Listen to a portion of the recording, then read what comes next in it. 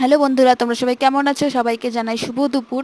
তো তোমরা এরকম খিচুড়ি খেতে কার কার ভালো লাগে অবশ্যই কিন্তু কমেন্ট করে জানাবে। আর এই ভিডিওটা ছিল কয়েকদিন আগের ভিডিও, কারণ আমি এই ভিডিওটা ছাড়ার টাইম পাইনি। তো আজ আমি ভিডিওটা ছাড়লাম, তোমরা ভিডিওটা দেখো। যদি ভালো লাগে রেসিপিটা তোমরা অবশ্যই বাড়িতে বানিয়ে খাবে। আর এরকম কম বেশি রান্না সবাই পারো, তো সেটা আমি বলবো না। তো তোমাদের যদি ভালো লাগে অবশ্যই বানিয়ে খাবে। তো এটা হচ্ছে মুসুরির ডালের সব কিছু সবজি দিয়ে খিচুড়ি। তো দেখো, আমাদের পরিবারে অনেকেই থাকে যে সবজি খেতে চায় না, কিংবা ডাল খেতে চায় না, এরকম থাকেই, কম থেকে ছোট থেকে বড় অনেকেই থাকে। তো তোমরা যদি এরকম করে খিচুড়ি বানিয়ে খাও তারা কিন্তু সবাই খেতে চাইবে, কারণ এটা এতটা টেস্ট হয় আর সুস্বাদু হয়। তো তোমরা দেখো খিচুড়িটা কীভাবে বানালো। এখানে সবজির মধ্যে ছিল কুয়াশ আলু, কুয়াশ আলু, গাজর, আর ছিল মিষ্টি কুমড়, ঝিঙে, পটল।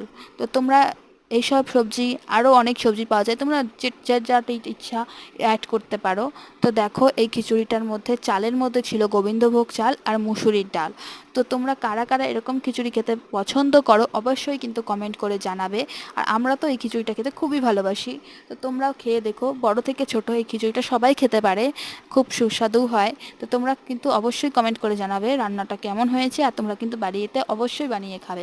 আজকের মতো এটুকুই, সবাইকে জানাই শুভ দুপুর, বাই।